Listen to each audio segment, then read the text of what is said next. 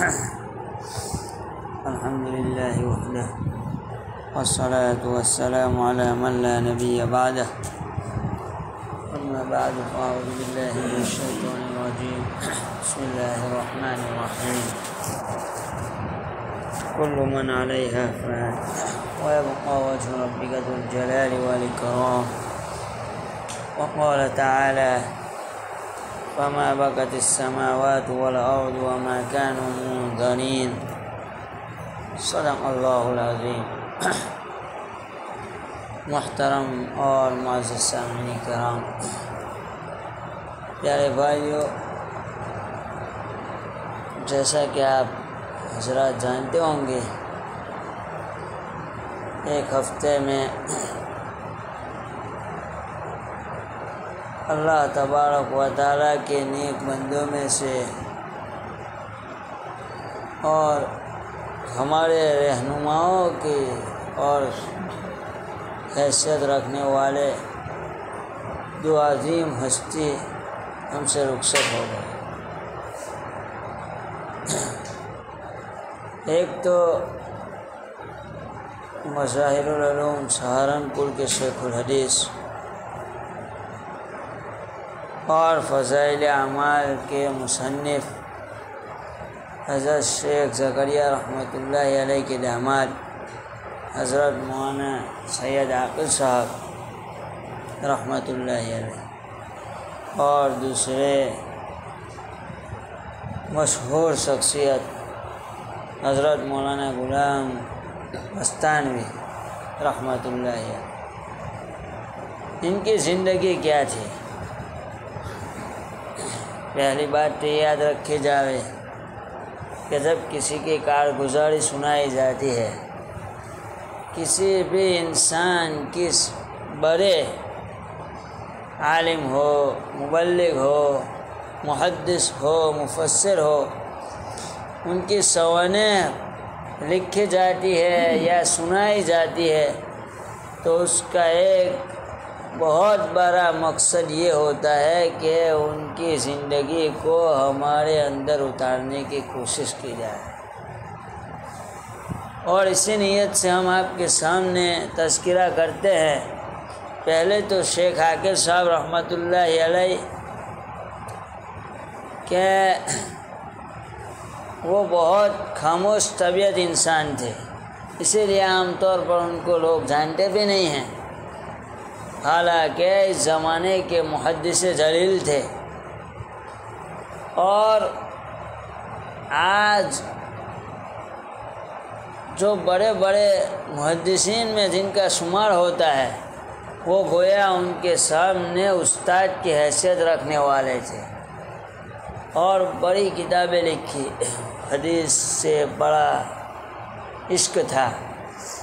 اور ابو داؤد شریف جو کتب ستہ میں مشہور کتاب ہے، اس کی ایک مقبول ترین شرح لکھی ہے اردو میں، انہوں نے جو شرح لکھی ہے علماء کے درمیان بڑی مقبول ہے۔ بہرحال انہوں نے اپنی پوری زندگی مدارس کے چار دیواری کے درمیان گزار دی، دین کا کام کرتے کرتے گزار دی، اور دوسرے انہی کے شاگردوں میں سے ایک حضرت مولانا غلام احمد مستانوی رحمۃ اللہ علیہ۔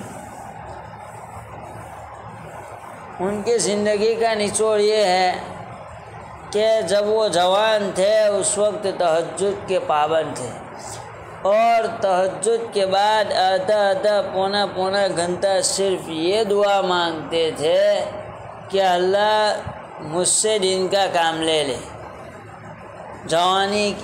جب جوانی تھی، ابھی شادی بھی نہیں ہوئی تھی اس وقت، اور اس کے بعد اللہ تبارک و تعالیٰ نے ان سے کتنا کام لیا وہ تعداد مجھے اچھی طرح معلوم نہیں ہے، آپ لوگوں کو اچھی طرح معلوم ہوگی، ہے نہیں؟ 100 سے زائد دارالعلوم اور کئی ہزار مساجد۔ بہرحال یہ ان کی زندگی کا نچوڑ اور خلاصہ تھا۔ یہ ان لوگوں نے اپنی زندگی کو دین کے لیے وقف کر دیا تھا، تو اللہ تبارک و تعالیٰ نے ان سے اتنا بڑا کام لیا۔ بظاہر 100 صفحے کی کتاب لکھنا یا ایک مدرسہ قائم کرنا یہ انسان کی بس کی بات نہیں ہے، اور اتنا بڑا کام کر جانا یہ اللہ تبارک و تعالیٰ کی توفیق اور نصرت کے بغیر ممکن نہیں تھا۔ لیکن جب انہوں نے اسباب اختیار کیے تو اللہ تبارک و تعالیٰ نے ان کے لیے راستے کھولے۔ یعنی مولانا غلام محمد وستانوی کے رحمۃ اللہ علیہ کے متعلق ایک بات مشہور ہے کہ انہوں نے اپنی طالب علمی کے زمانے میں اپنے اساتذہ کی بڑی قدر کی، بہت خدمت کی۔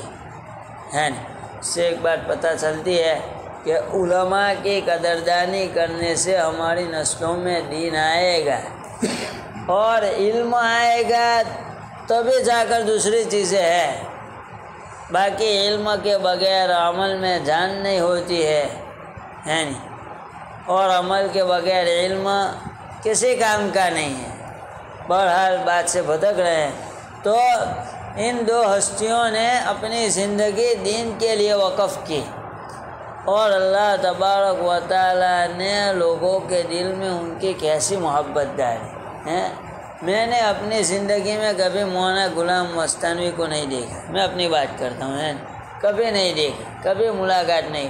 مولانا عاقل صاحب سے ہوئی ہے، ملاقات بھی ہوئی ہے بہرحال یہ، لیکن جب وہ بیمار تھے اس وقت سے ہمارا دل غمگین رہتا تھا۔ یہ اللہ تبارک و تعالیٰ کی جانب سے مقبولیت لوگوں میں اترتی ہے کب؟ جب انسان خلوص کے ساتھ اللہ کے دین کے پیچھے لگتا ہے اور اس کی محنت کرتا ہے۔ ہم جو آخری بات کرنے کے لیے جو بھی بیٹھتا ہے اس کا مقصد بھی یہی ہوتا ہے، کیا ہمارے اپنی زندگی دین پر لگ جائے، اس کے لیے اسباب اختیار کرنا، ہم سے جو بھی ہو سکے، ہم جو بھی کر سکتے ہیں وہ اسباب اختیار کریں۔ پھر راستہ کھولنا یہ ہمارا کام نہیں ہے۔ مشہور ہے چچا تھے، دنیاوی اعتبار سے بہت ساتھ دیا، لیکن ہدایت نہیں لکھی تھی تو ان کو ہدایت نہیں ملی۔ اور دوسری اور آخری اور اہم چیز کہ جب ہم یہاں بات کرنے بیٹھے یا گشت کے لیے جاوے یا جماعت میں جاوے تو ایک مقصد زندگی میں جملہ لکھا ہے کہ ہم یہ سمجھ کر جاوے کہ مجھے اپنا ایمان بنانا ہے، کمزور ایمان کو لے جا کر قوی ایمان کی دعوت دینا ہے۔ تو کمزور ایمان ہم اپنا سمجھے کہ ہمارا ایمان کمزور ہے، تبھی جا کر اس کے پیچھے محنت ہوگی، ہم نے سمجھا کہ یہ مسجد میں یا تو کلر خراب ہوا ہے یا ٹائل سے خراب ہوئی ہے، ہم نے سمجھا تو اس پر محنت ہوئی، تو اب اس کا کام چل رہا ہے۔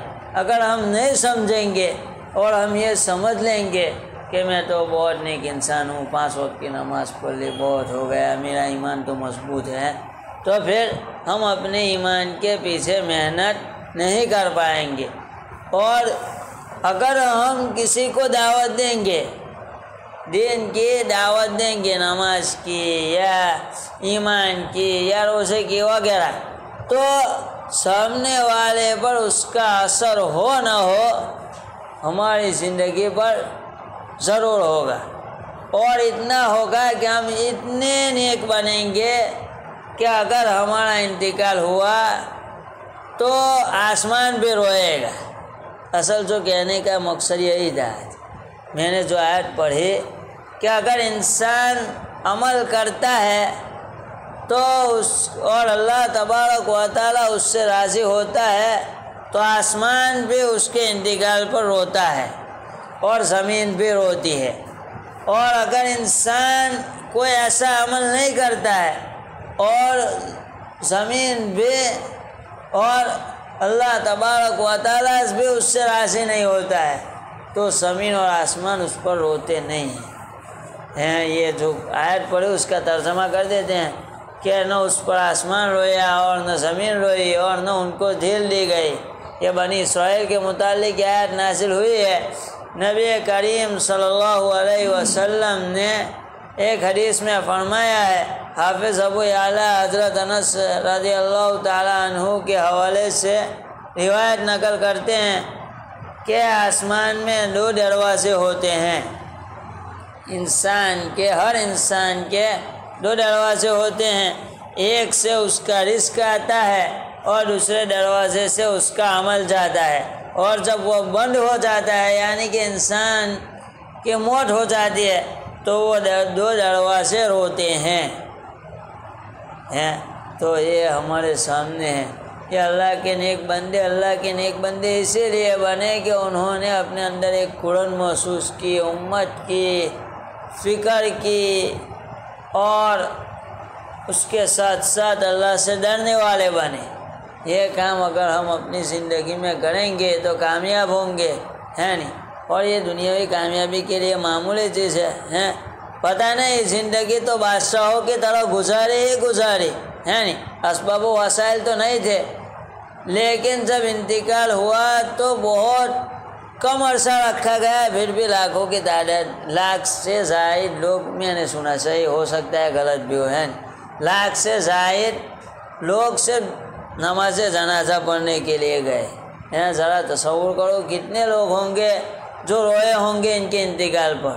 تو اگر ہم بھی محنت کریں گے تو اللہ تبارک و تعالی ہم کو بھی یہ مقام عطا فرمائے گا، اور ہم کو یہ کام ہم کو محنت اس لیے نہیں کرنی ہے کہ میرا یہ مقام بنے، ہے نہیں، ہم تو خالص اللہ کے لیے کرنا ہے۔